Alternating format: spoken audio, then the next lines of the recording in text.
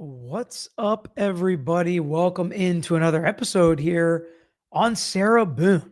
We may have thought this was over since she has been sentenced, and what happens with the appeal. We'll see if you guys have questions. We may talk about that, but it is not over because we heard her say she had an edited letter she was going to read at sentencing, and oh boy, was it edited, and we're going to find out why.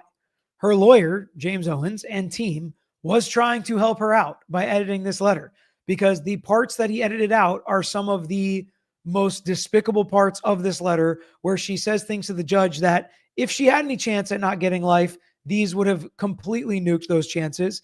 And she tells us exactly what she thinks about the judge, not just Judge Kranick, but also Judge Wooten, all of her prior lawyers and law enforcement. We are going to read through all of the parts of the letter that were edited out before. I can't wait to hear what you guys think about Sarah Boone's thoughts here and the gold that she's giving as forgiveness to all of these different people.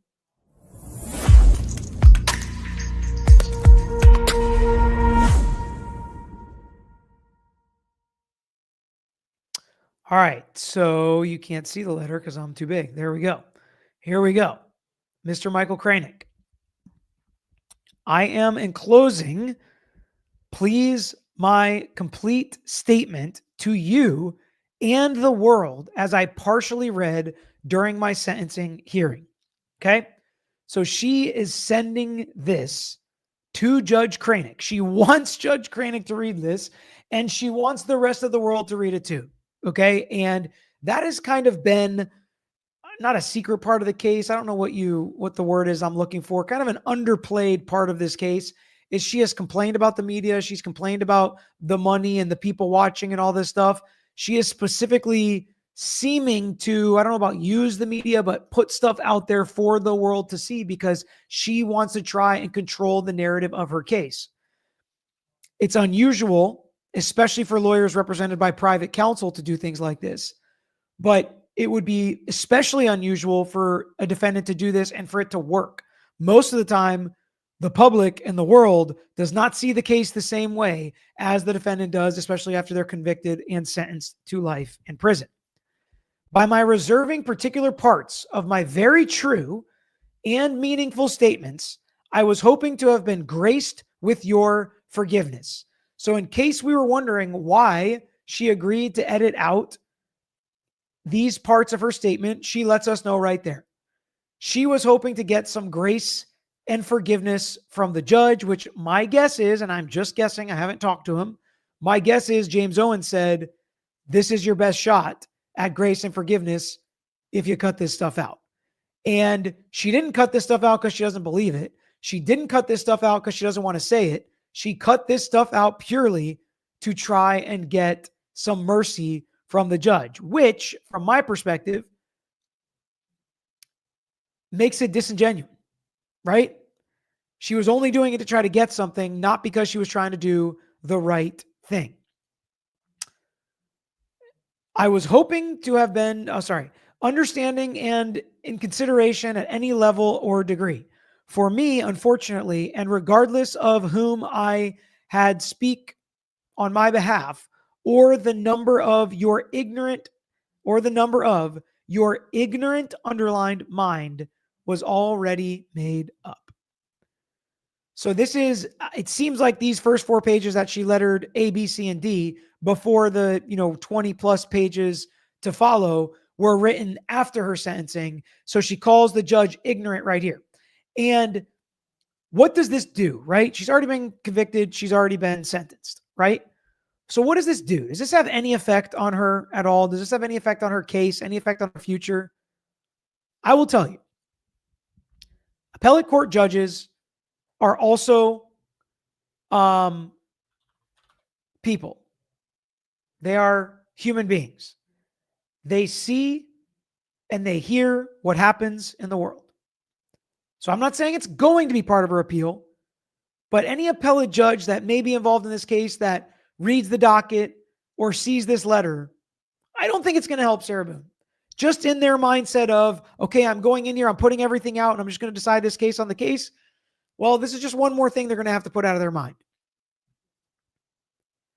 By your clear error and full-blown unfair bias against me, Since your involvement in my crucible case as a whole, I have been unsuccessful in receiving anything from you as a supported, fair, and neutral judge, except for your wish that I spend the rest of my life in prison.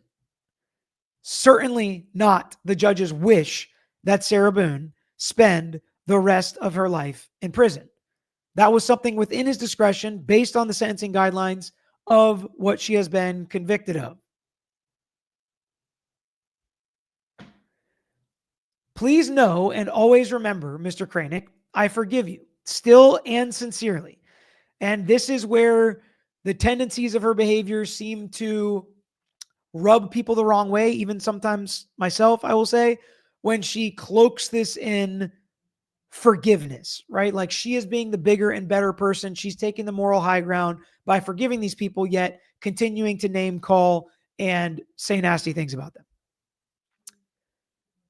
Please understand also the judge, according to Cicero, is never to lose sight that he is simply a man and that he cannot exceed the power given to him by his commission.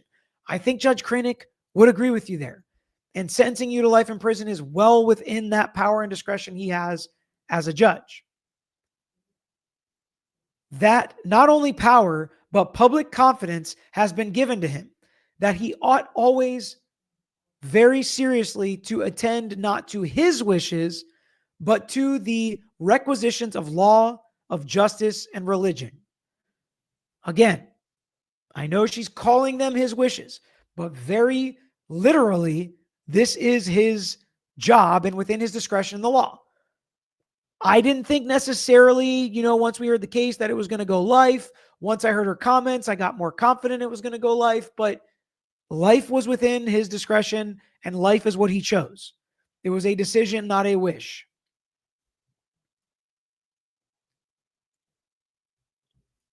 I am excited in my appeal, which speaks for itself. My case law as well, in which I am extremely proud to have achieved, and will continue doing so now that I am no longer in your corrupt court and free from your malevolent judicial grip. Okay. Once again, if you remember when Judge Wooten was transferred off the case, she was nice when she was trying to get stuff from Judge Wooten, and then not so nice after she didn't get what she wanted or after he was off the case. Then she was very nice and complimentary of Judge Kranick. And she would, try to get him to see it her way. It's so obvious. She is innocent, etc., etc. Now, not quite the same as Judge Kranick. But when she's thinking about the appellate court judges, when she's thinking about, these new judges that are going to look at her open and shut case, the appeal speaks for itself, she's being very hopeful and optimistic, which I don't blame her for trying to be that way. But you can't, and Sarah Boone is a very good example, that you cannot sweet talk your way through the judicial system. You can't. Some lawyers think they can. Right? Sarah Boone is taking the avenue that a lot of lawyers have tried. Be nice to the judge, compliment the judge, maybe things will go your way. But then if it doesn't go your way and you hammer the judge and you say something nasty, you lose it. You lose your credibility. The judge now probably, who used to be neutral about you, probably doesn't like you. But to me, that's part of her strategy here that she has tried to use throughout the legal process. And I will tell you in my experience, it doesn't work on judges. You know what works? Being honest, being ethical, whatever you put in a document, it being the truth. And if you can do that for years and years and years, judges tend to start to trust what you say in an argument, what you say at a hearing, what you write in a brief or in a document. They tend to believe you and give you the benefit of the doubt. They trust that you're going to be ethical and honest. And really, that's all you can ask for in a judge. Sarah Boone versus State of Florida. I also have added to my statement, as a result of your blindness and impartiality, I think she means partiality there. Foremost, your disgust in me as being an outspoken woman, determined, dependent, and proactive client, hoping the next time you put on your listening ears and do not unfairly oppress the next as you have so blatantly done to me. I will also tell you this. I have no problem with a client or a lawyer holding a judge accountable, letting a judge know when they disagree, letting a judge know when they think they've made an incorrect decision, appealing rulings and things that a judge has done, saying a judge was completely wrong, asking a judge to be disqualified from a case, asking a judge to remove themselves from a case. I have no problem with any of that. I think it's warranted and necessary in a lot of different situations. But you've got to do it respectfully. You don't call judges blind, misogynistic, oppressive jerks who wish you to be in prison for the rest of your life. That's just a disrespectful speech pattern that really doesn't get you anywhere in the legal system. You will never admit your many judicial errors. Lots of judges won't admit that, but that's why we have the appellate court system. Nor will the prosecutors theirs. And I will never admit to what you have, and I will never, or you? I'm just reading what she said. And I will never admit to what you have wrongfully accused me of and judged me as. I am not a murderer. I am a survivor. So now the judge has wrongfully accused her of something. And again, because this is a lawyer show, we're going to say, legally speaking, she is guilty of that crime. A jury has found her guilty after she has had her trial. So he is not accusing her of anything. He has sentenced her and adjudged her, adjudicated her guilty of a crime after the jury rendered their verdict. Black robe disease, arrogance in a judge, a slang term for a judge who flaunts judicial power and dominates proceedings at the expense of the dispensation of justice. Impartiality is the first duty of a judge. Before he gives an opinion or sits in judgment in a cause, he ought to be certain and absolute that he has no bias for or against either of the parties. If he has any interest, even the something slightest in the cause, he is disqualified from sitting as a judge. And when aware of such interest, ought to lawfully and justly refuse to sit on a case. The delicacy which characterized the judge in this country generally forbids their sitting in such a cause. It's hard for me to read her writing. And I agree with all of this. I agree with anything. Even the appearance of impartiality should make a judge step off a case. I completely agree with Sarah Boone. The judge must not only be impartial, but must also follow and properly enforce the law, not abuse it. He is something to declare what law is and not make it be, not an arbitrator, but an interpreter of the law. It is their duty to be patient in the investigation of the case, understand circumstances and difficulties by all parties, careful in consideration parts of a case in whole, and decent in judgment. Again, I agree with all of that. But at the risk of practicing judicial senticism, a word I have coined in this presentation. Okay, so she's making up her own words. Others have called it black robe disease. So actually, okay, now that maybe this was part of her statement that she cut out. I don't know. Whether he was correct or not in my behavior, it is widely accepted that judicial behavior affects the jury.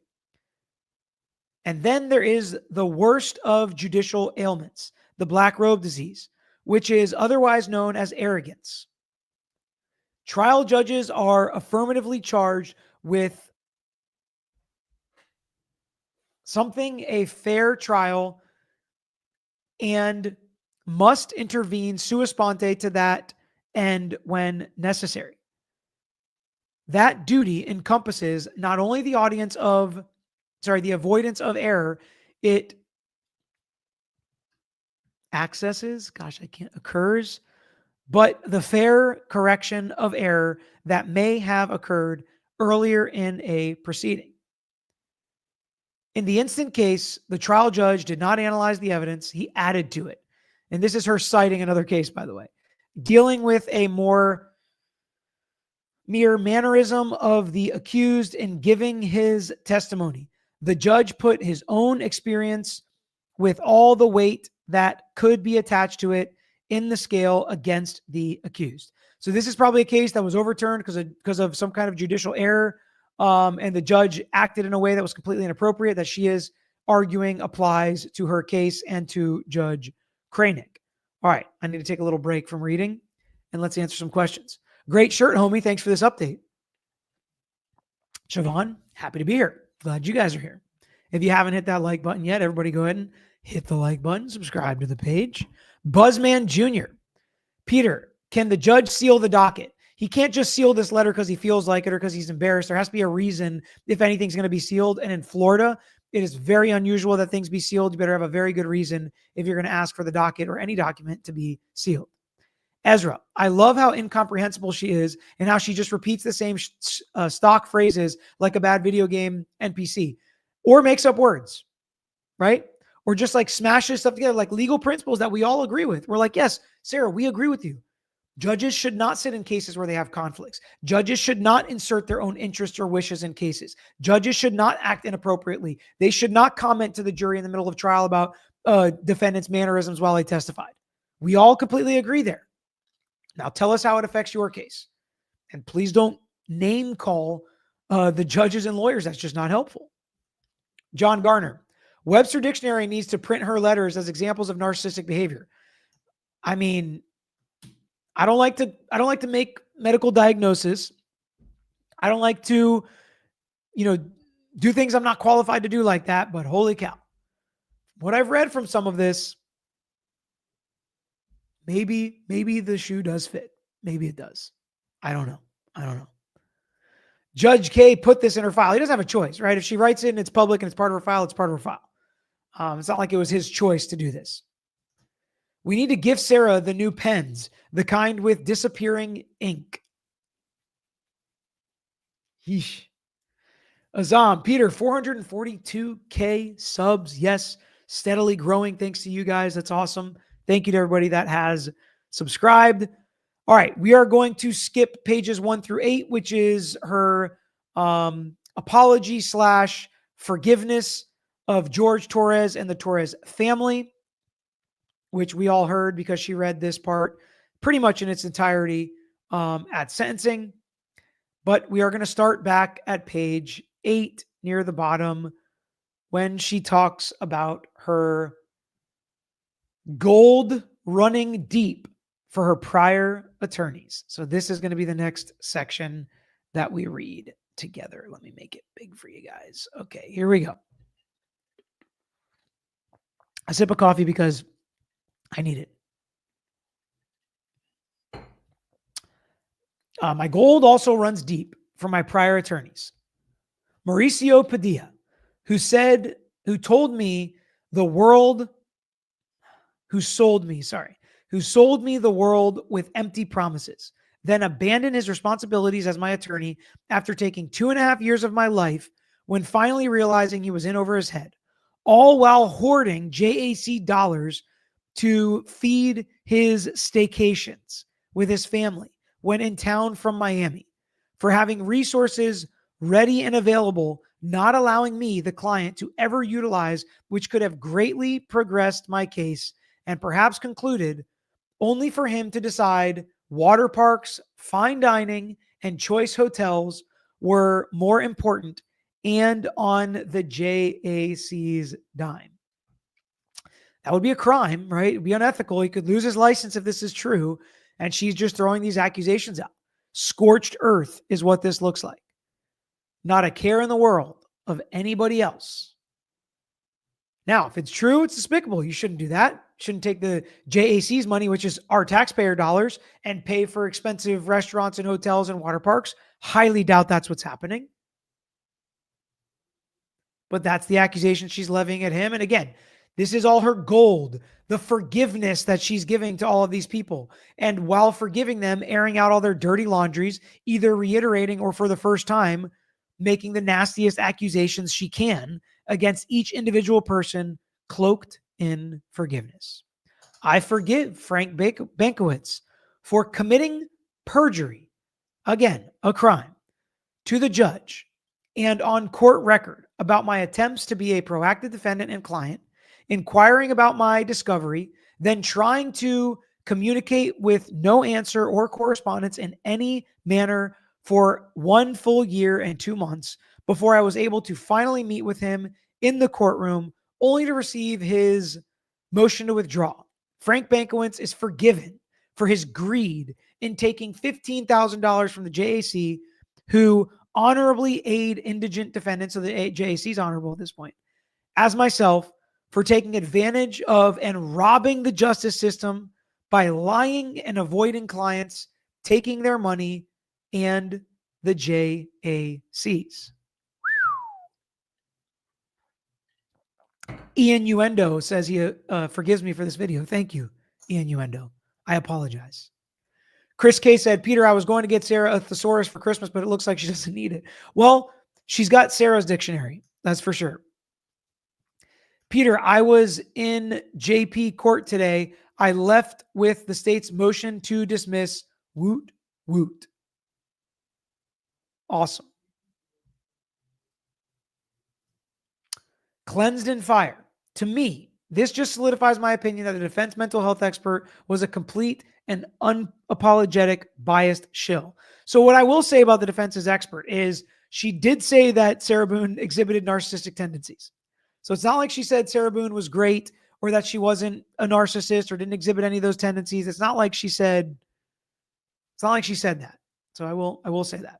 All right, let's see what she has to say about Winston Hobson. He also receives my forgiveness. So I don't want to make light about this. I try hard not to make jokes. Sometimes they pop in my head as cases go, but it is the Christmas season. And I don't know if you guys ever growing up, if your parents did this or if your parents received any letters, but we would receive letters sometimes from families that just kind of like tell you about their year in review. And it'd be like, and little Jimmy, won the gold glove in his little league baseball. And Sally is, the fastest sprinter on her middle school team. And Johnny graduated from Harvard with honors. And it's like, they go through a paragraph with like each kid. That's kind of what this reminds me of as she is writing this. And this person receives my forgiveness. And here's why they receive my forgiveness. He unethically perjured himself to the judge and on court record about all the progress and attorney work he did in my case for 2 months. He was court appointed as for his allegations of my supposed unethical requests, which meant me asking about my discovery and trying to have him file a motion for my lawful inclusion to my pretrial conferences cited under FCRP Discovery Rule 3.220. I wanted to be included in my case and no progress from the beginning, excluded by Bankowitz and Padilla over 3 years prior. Forgiveness also in telling me he would return in a week with my discovery, only to receive his motion to withdraw. In the meantime, still not receiving my discovery, and something filing my own motion, enabling me to go to all my hearings, including my pretrials. So that's Winston Hobson. That was his name, right? Yeah. The media is attacking the Bible. Stay woke, Genesis. I'm not sure what this is in reference to, but I will say this ain't what biblical forgiveness looks like. I'll just say that. People are saying those letters are a super throwback. It's funny. Okay.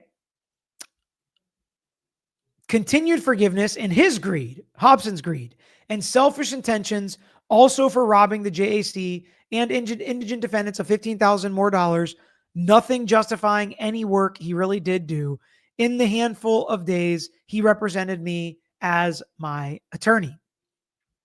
Finally, and with all my gold received from this one. So it's like she was so punished and hurt that she is getting gold for her forgiveness. It's like, not at all how this works. Not at all how this works, but I feel like I've gone over that enough. Patricia Cashman, for her mean, snotty, egotistical attitude and not listening or caring that I finally received my discovery. I kept asking her for which she finally withheld from me, citing her ridiculous, untrue reasons was because I saw with my first attorney 4 years prior. And while she being my present at that time attorney, I saw not one page of or any digital evidence of my discovery she prohibited me from seeing. Patricia Cashman is also forgiven for admitting I had a right to a bond I asked her for, so I could actually utilize one of my rights as opposed to having them always violated as prior and still ongoing for her deterrence of all my opportunities to do so. For all her lies, condescension, gross, unnecessary arguments, and anger that I asked any questions and wanted to understand. For her doing nothing other than give me an even harder time and request transcripts, then brazenly lie for over $16,000 for doing so. Also, from the precious resources provided from the JAC, I forgive Patricia A. Cashman for being a liar and a bully. She'd see this differently if it was her son who died the way George did. My sympathies are with his family and her son, not with her. She's something else. My guess is she would see it differently depending on wherever she is in the equation. That's how she views this case, which again happens a lot of times. And I will say, a lot of clients struggle with this, civil cases, criminal cases. Their world starts to revolve around them because they have a very big life event that is very stressful and very difficult to deal with. And the system can be daunting and it can feel impossible to deal with. And it can feel like everybody is against you. So I do understand that. And I have a lot of sympathy for clients going through that. But you've got to be able to take yourself out of it, listen to some advice, understand that it's not always everybody else's fault. You've got to control what you can control and you've got to do what you can do. And, sometimes it's part therapist being a lawyer in these situations because Sarah Boone can echo at least partially what some clients feel throughout this process.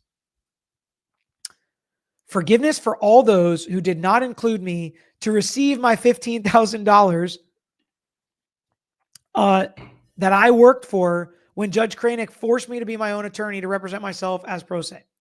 So she says now that she thinks she should have gotten $15,000 for representing herself. So to apply that to the real world, or the private world, I should say, the private sector of lawyers, if I wanted to hire myself, that would assume then I have to get paid for that. And then that would assume I would be paying myself for that.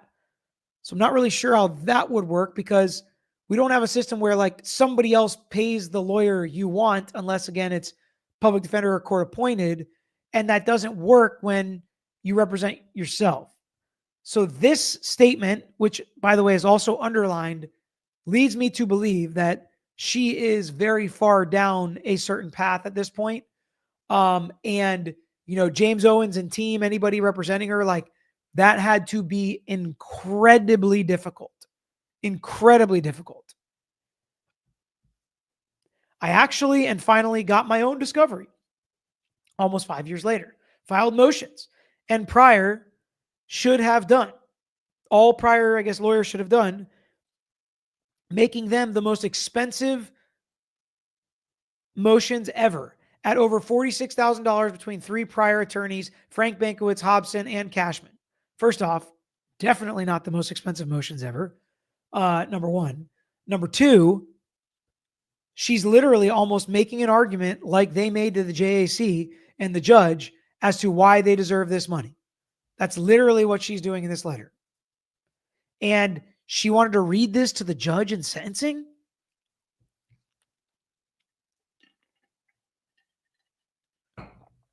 Oof. Would they have done so when supposedly representing me? The motions would have been priceless for the proper use of the JAC funds towards ethics, professionalism, honesty, and freedom. I honorably utilized my JAC resources and mentorship as a proactive indigent defendant, avidly defending myself against the liars, thieves, and real villains in my criminal case. Who really is the criminal? The JAC can hopefully include their forgiveness for them also. It's a little bit delusional. It's just a little delusional. And I mean, again, it's a lawyer show. Legally, she is the criminal, right? She is a convicted felon at this point. She's lost the presumption of innocence. She's lost a lot of the things she had prior to this trial. She has not seen the same. Judge Wooten and Kranick, here we go. You thought you already heard all the shots taken at Judge Kranick? Well, you're wrong. There's more. I have great forgiveness for also in not protecting me and listening to my valid request for judicial intervention so I could properly and fairly defend myself against my charges. So again, this, I believe, if I'm guessing at how she constructed whatever this is, this was planned to be read to the judge in sentencing when he is about to make the determination on her life. Instead, I had to defend myself against the attorneys, all appointed by the judge and court, against their lies and exaggerations, reasons unjustifiably why they were really creeping away from the battlefield and abandoning their professional duty as my attorney. First off, yes, courts appoint attorney, but it's not like a specific judge says, you know who I think would be good for this case? I think Frank Bankowitz would be good for this case. That's not how it works. Public defender's office, if they get appointed, the head public defender or some supervising attorney appoints which lawyer, assigns which lawyer gets which case. For private attorneys that are on a list, usually it's a rotating list. Peter Tragos' name is here now. Peter Sardis' name is tomorrow. JD Patel is on, next Monday. And it's just a rotating name, and whoever's name pops up is who gets appointed. Judge Kranick, I forgive you for not giving me any opportunity to stand at your pulpit, to stand at all, to explain the real, truthful side of the story. And again, these are parts where I try to give her the benefit of the doubt. I've tried to do that throughout the process. Hopefully you guys can back me up on that. But he gave her every opportunity to speak in court. She wrote letters that he read. She spoke in court. He even let her, some would say forced her to represent herself. He let her testify at a pretrial hearing, motion hearing. He let her, I'm saying let, quote unquote, because it's not his decision. She has a right to testify at trial. So how did he silence her exactly? I believe if the justice system, including yourself, would and should have done any vital homework on the already almost see-through attorneys from being spread so thin and simply sending an email to care about their present workload number of clients, trial schedules already in place before throwing on another inmate defendant, unknowing client on the heaping unimportant pile of warm bodies, more taxpayer dollars could be conserved and less time consumed and wasted for everyone.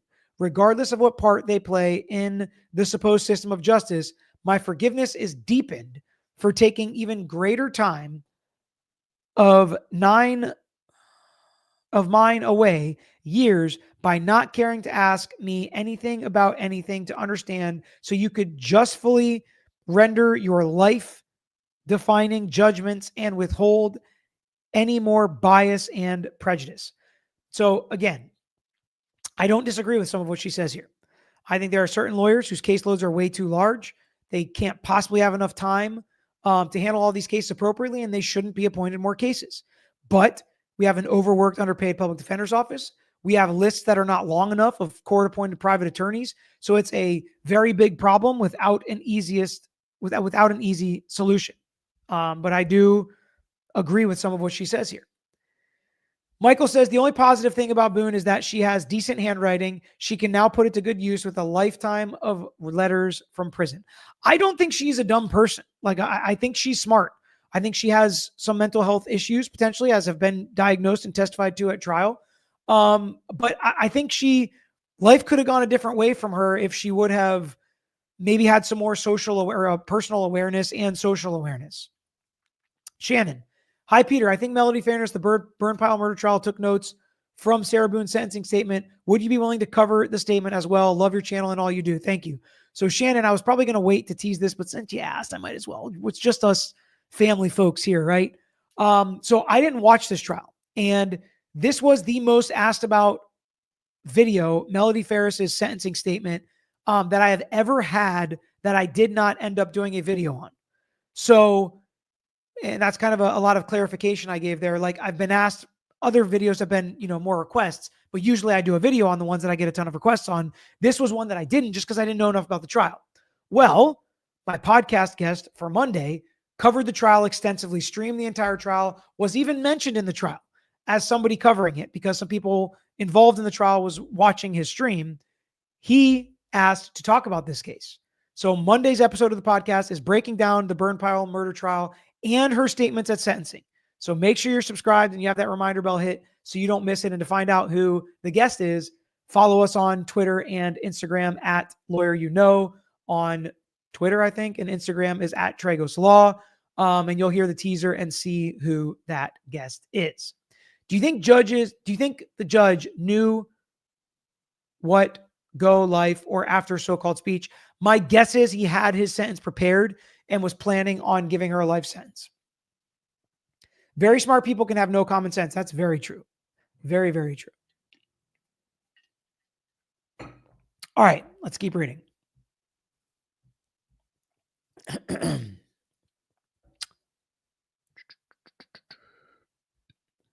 Foremost Judge Cranick, I forgive you for kicking me when I was down and choking the life out of my constitutional amendments. Not great verbiage used for somebody accused and now convicted of doing what she is convicted of doing. Most profoundly, my Sixth Amendment, I think she means right to counsel, as a result of my wholehearted, I thought that said a-hole, of my wholehearted case or something of my First Amendment right of speech, of free speech, in being my own advocate since no one else would be and received a paycheck for. And all of my free speech experience-driven letters only for remedy. In any collaboration, inclusion, receiving my discovery as an inmate, defendant and client, not removal of any attorneys to cause more delays or any reason or excuse you may try to force on me and have already inappropriately accused me of doing prior with your heavily insinuated strategies of mine to try and deflect the glaring red flags, disappointments, and true crime in and of the justice system. To this day and all forward, I do not forfeit my rights, any of them, ever, especially my right to be bold, outspoken, and right in my real life experiences with the legal and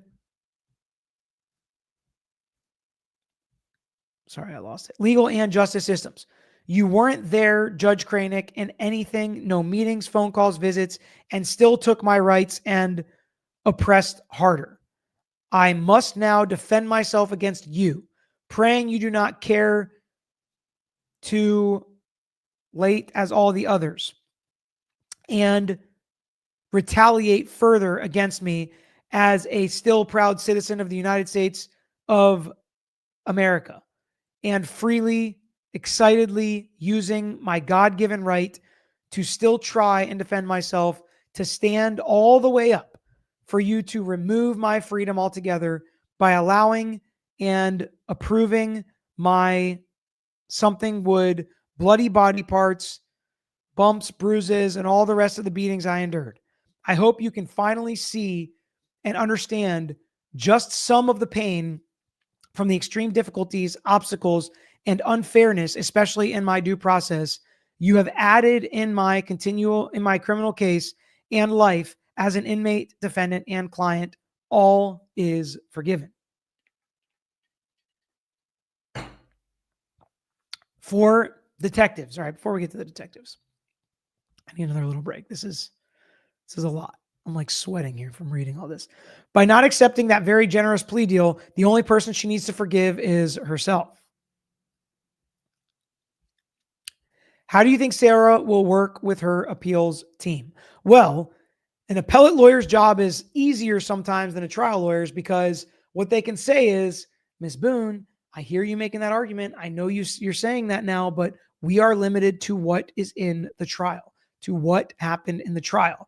And, the preceding events that happened with removing her counsel, denying motion to continue, all of that can be considered as well because it affected the attorney's preparation for trial. So, but they can say it's very limited, right? We can't go and get all of George's neighbors and your neighbors as witnesses and do all this stuff that she might want to do. We're not going to retest the suitcase or whatever.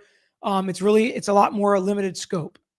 I hope that every day Sarah has the day she deserves. She needs to learn some hard lessons. All right. Back to it here. For Detectives Kopsel and Lowen, I forgive their demonization, lies, blacklisting, coercion, law-breaking, solicitation of my case before I even arrive at the corrections department to be booked and fingerprinted. This can be seen in my unbeknownst interrogation video where I ask what they are doing, what all the pinging was, something they're texting swarm while I naively sit there waiting to be arrested, which they know what happened the day before. For Kopsel, for bold-faced lying on the stand to the judge and court on record, she didn't tell me to come to the station to pick up my phone. Why else would I go? I didn't even know about the surprise interrogation. It's really rich for her to really be upset about somebody lying in the process or accusing somebody about lying in the process when herself and through her lawyer, she admitted, I just lied there.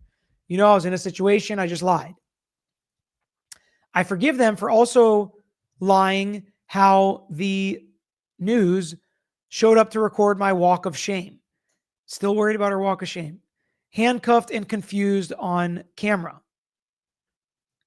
I forgive them for trying to make me lose from the beginning by starting the unquenchable wildfire of sensationalism and distortion, ignorant hate, defamation, and greed by unlawfully broadcasting who they wanted the world to think I was by their schemes, learned lessons, and fraudulent strategies from the school of manipulation and taking advantage of how much they did and they make off of me and still are for collecting then removing the curtain to expose their personally twisted monster. Also, my forgiveness and greater gold comes from wondering why nothing viable in my defense was taken from my,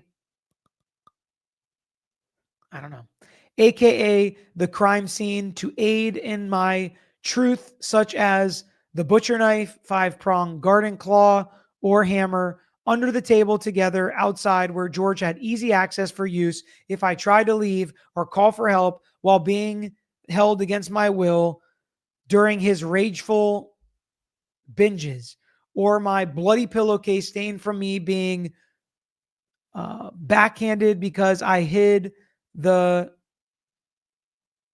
Magnum size bottle of vodka from him. Why weren't any crime scene photos taken of holes patched in walls and doors?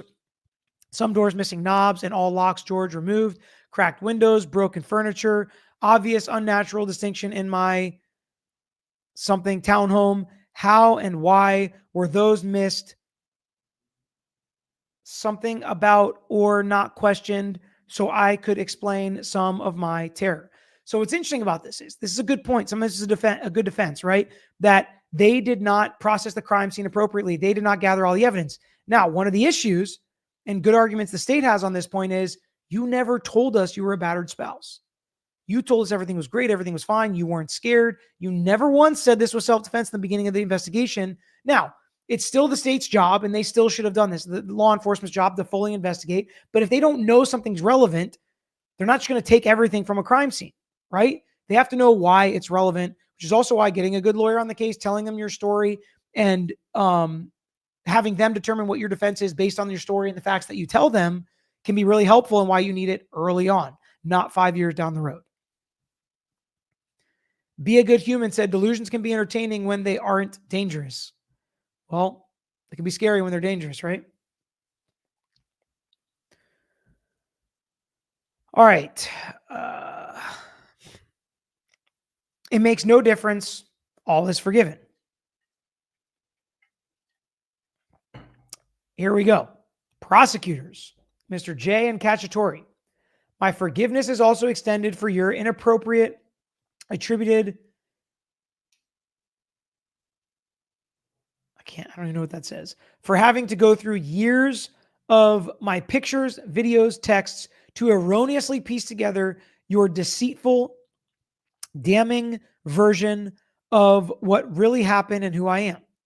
After so much availability and for so long, you were finally able to make the circle fit into the square. I forgive your antics, your theatrics, your ludicrous arguments to make sense. Something would got their money's worth while watching, I guess the world or the public, with ignorant pitchforks and burning torches, hoping for the best from you, which is my worst.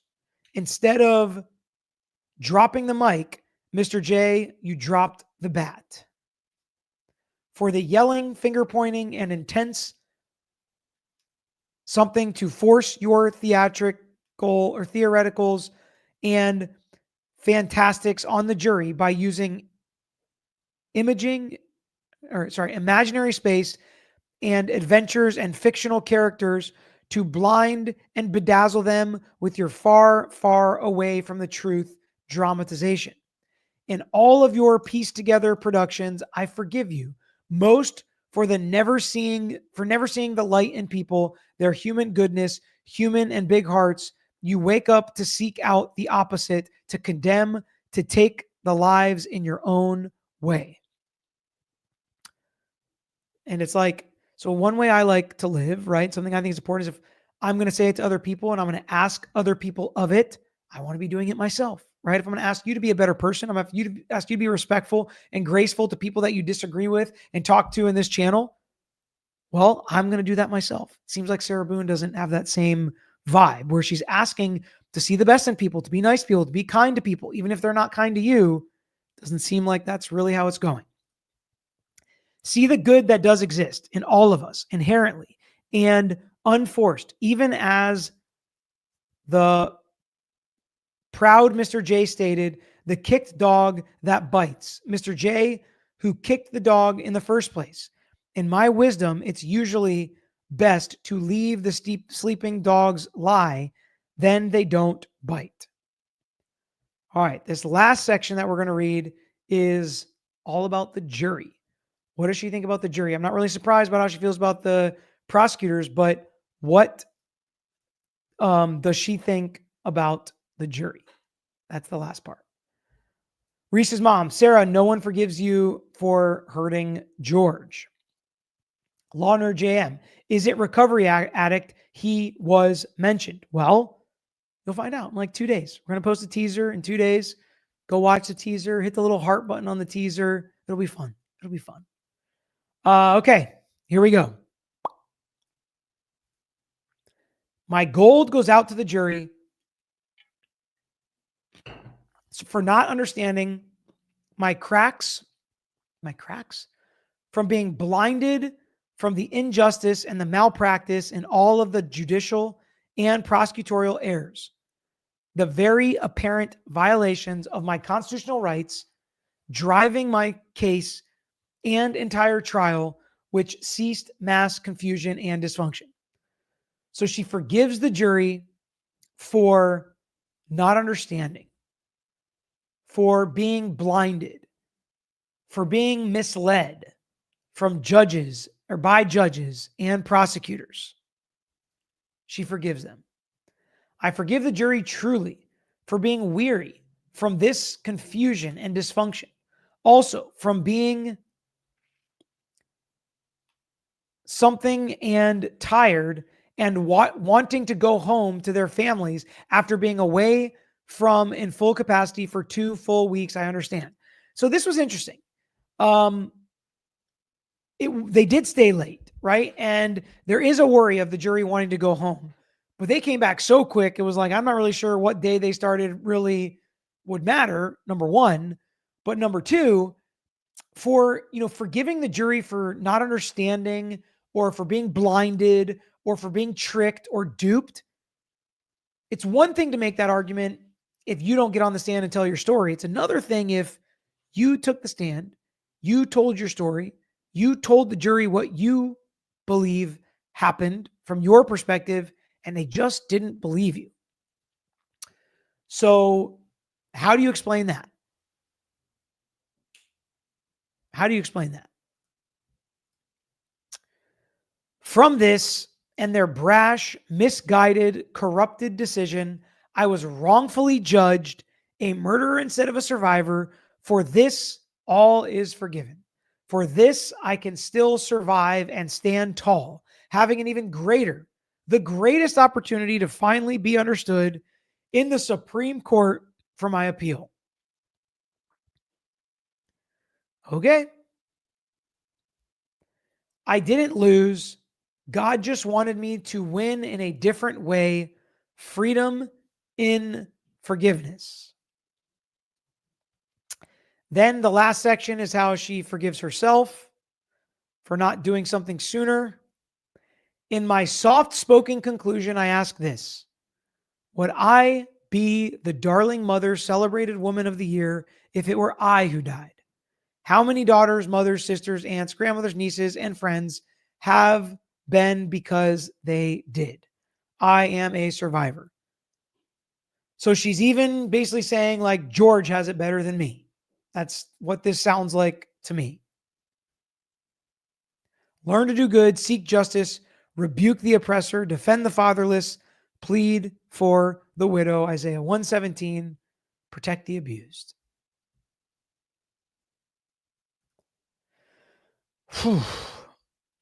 Feels like the final letter. Will it be? I don't know. Trauger, is there any legal way to further punish her for such misbehavior? Might not be a physical jailhouse brawl, but still unacceptable, right? No, life in prison is about as much as she's going to get. Even if she, commits more crimes while in prison, they're just going to stack it on because life in prison is the most you're going to get. But what I will say is this doesn't help. This doesn't help you. It's kind of like when people tell me, or when I hear people paying hourly lawyers for principle, right? Or somebody in my case not taking a good offer out of principle. And I say fighting cases on principle can be very dangerous and very expensive. And from her perspective, she thinks principally this is the right thing to do and she has to do it because it's the right thing to do. It is doing nothing to help her. There are ways it can hurt her. There are ways it can be neutral or just not do anything because, judges and lawyers and people in this process should be neutral. This should not affect them. But holy cow, this is not doing anything to help Sarah Boone. And that was a lot of reading. Question: if she writes letters to the Court of Appeal, will they read them and will they see them in a record? I have never seen somebody get away with doing this with the Supreme Court or any appellate court, but we'll see if she tries and we will see what happens. You guys, everyone is wrong besides Sarah Boone. Everyone is wrong. Everyone's at fault and everybody else gets benefits that she doesn't get. That's how she writes these letters. And again, it's kind of like the boy who cried wolf. The appellate argument cannot be like this. It cannot be every single little thing that happened in the case. You have to focus on the important parts, your best arguments. That's your best chance to win. Reese's mom, she is not going to like the movie that is made about her. Oh boy, she is going to hate it, but maybe she'll ask for some money from it, right? Just like she asked for some money from the JAC. All smoke and mirrors to hide her psycho. Sarah's just mad because she was vindictive enough to film her crime and got caught. We will never forget. All right. That's going to be a wrap here. Whenever I read these documents, my voice goes, I feel like. But I appreciate you guys joining me. I appreciate everybody who sent me this. Tons of people sent me this. Bat signal in full force and effect. So we had to come on. We had to talk about it. So continue to do that. Continue to tell me what you're watching, what you're listening to, what content you want to hear about, have questions about that I could maybe answer, that we can break down together. I really enjoy the interactiveness in the chat. I wasn't able to look at the chat quite as much when I'm reading, but I really enjoy coming to hang out with you guys. So thank you so much for being with me. Hit that like button. Make sure you're subscribed to our page. Make sure anybody else following this case, you tell them about it. Let them subscribe too. But that's all we got. Till next time, I'm out of here. Thanks for watching another episode of The Lawyer You Know. If you enjoyed the episode, please hit the thumbs up and share with your friends who may be interested here on YouTube. And don't forget to subscribe. You can also follow us on Instagram, Twitter, Facebook, and TikTok. And don't forget to check out the Lawyer You Know podcast with new seasons dropping every quarter. If you have a case you want to talk to us about, if it's a personal injury case, wrongful death, catastrophic injury, car accident, or slip and fall case, please email us at lawyeryouknow@gmail.com. And of course, all these links I just mentioned are included in the description below on this episode and every episode. So until next time, this is Peter Tragos, The Lawyer You Know.